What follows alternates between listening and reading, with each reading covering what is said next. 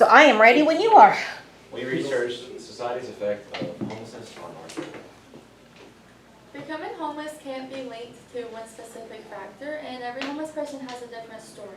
Some of the main factors that we found that can create homelessness is drug and alcohol abuse, racial inequality, unemployment, and overall the family history, especially in financial terms of a family.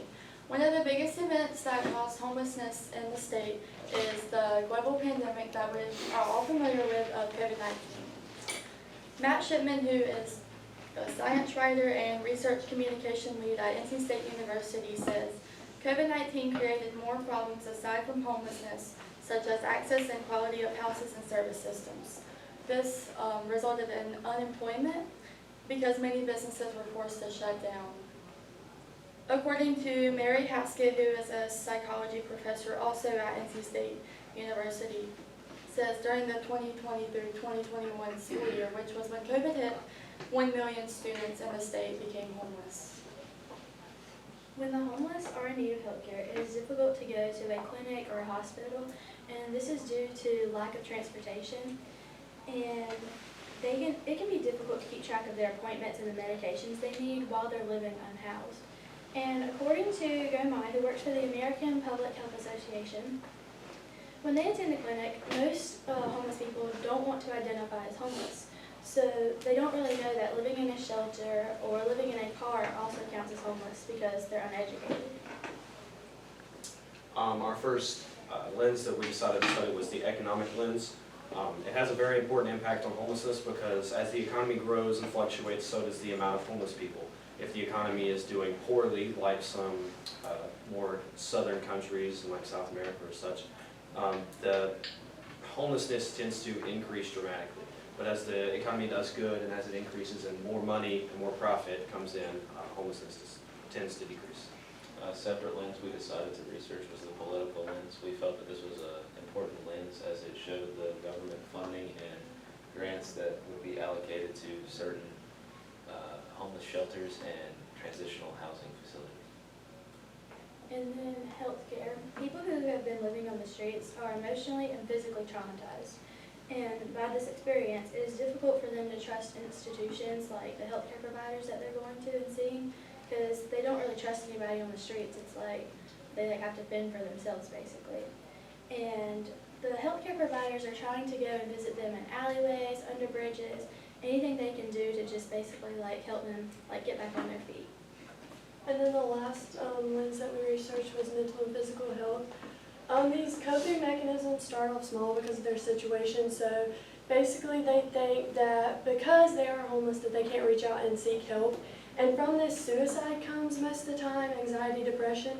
Mark Salda, an intern who studies for the Center of Behavioral Status, says that the homeless population has a greater chance of suicide compared to our general population.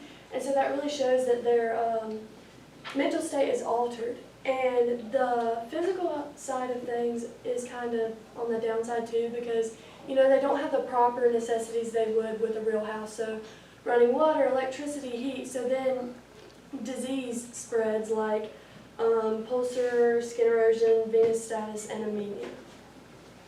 Our first solution is the medical bag. In this bag would contain things like medical supplies, flashlights, gloves, masks, and harm reduction supplies, water bottles, canned food, and then feminine hygiene products. And then families can apply for food stamps, and this would help the low-income families buy the food that they need for a nutritionally adequate diet.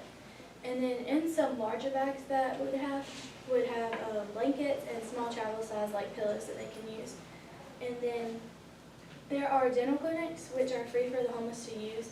So there's one, for example, at Greensboro Coliseum, and they do free dental care. So they do x-rays, cleanings, tooth extractions, and then they can do dentures on their front teeth basically. So this would really benefit them. With our first solution come many pros and cons. First being it helps the homeless survive. As they come in once or twice a month, they'll pick up a bag from wherever we have it set out in the public, and it'll give them, Savannah said, the basic necessities needed for, hygiene, food, water, blankets, and pillows to keep warm. And it's very easy access for the homeless to come get. We wouldn't require a huge payment or a long step-by-step process to get these bags. They would come up, they would check in, they can apply online if they have to, and then come and grab a bag and go on their way. Some cons would be, it doesn't work for a very long amount of time. The bags would not last for very long, and doing the same thing over and over, we'd have less and less progress. It can be very costly getting all of these supplies, and especially manufacturing the bags, the bigger and smaller bags, the production of those. And it's time consuming to gather all of these supplies and get everybody to come in on the right day and know when to come and pick up their bags. Yeah, so some limitations of this would be it's short term, you know, certain things aren't gonna last forever. And again, it goes back to how they don't have the proper necessities that a house would give them. So that's gonna be really short term, and sometimes homeless people might have a greater mental health issue or physical issue or anything like that that needs a certain medication or more of a medication that we wouldn't necessarily be able to provide in those bags.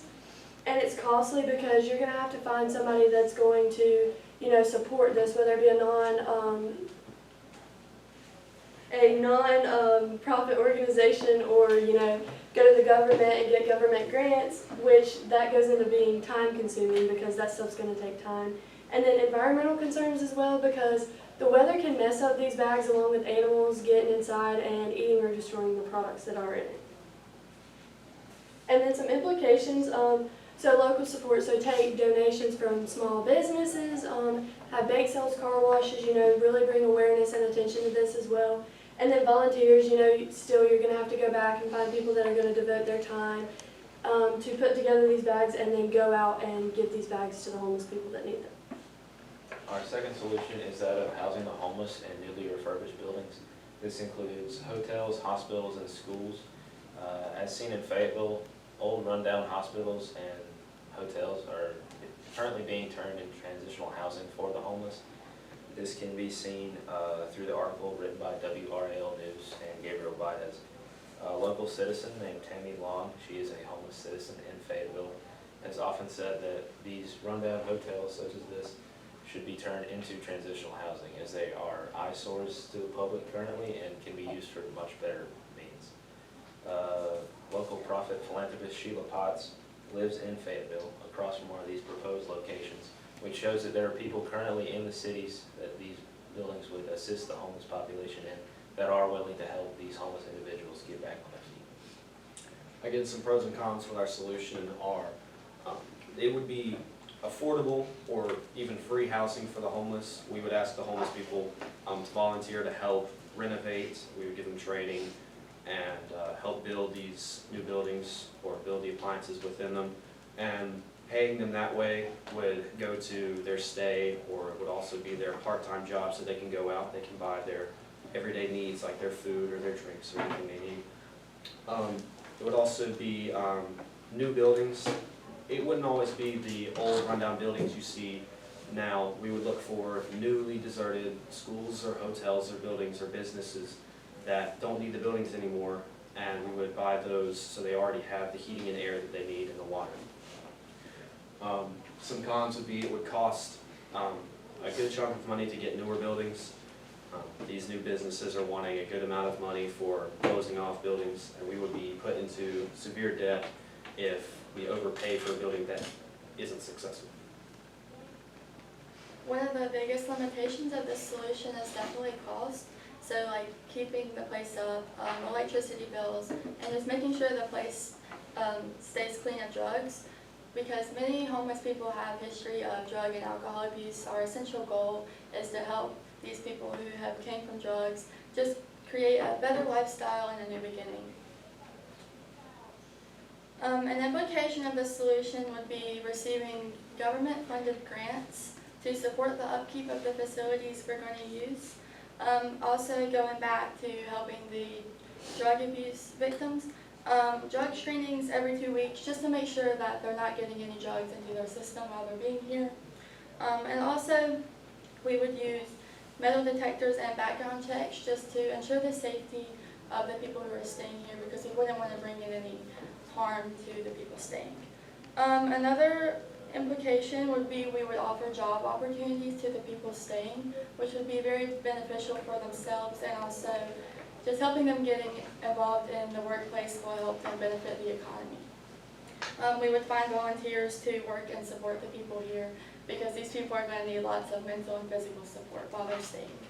Finally, in conclusion, homelessness is an ever-growing issue. This problem is only going to continue to get worse if nothing is done. Our solutions, we feel, will help assist this issue in creating beneficial ways for homeless people to get off the streets and rehabilitate their lives. That's it. All right, good job. All right, let's look at some of your questions. All right, Riley, describe an argument from one of your peers' individual reports that made you think differently about your team's solution or conclusion. Yeah, so in Jackson's paper, he discussed a lot about how, actually supporting these homeless people, how it can benefit the economy. And so the benefit of that would be like, so by, taking these people off the streets, so you're cleaning the streets essentially, and so you're going to provide them with jobs and like help them get on their feet. That's really going to boost the economy. And I felt like that really played a big role in our solution because it made us realize, it can benefit society.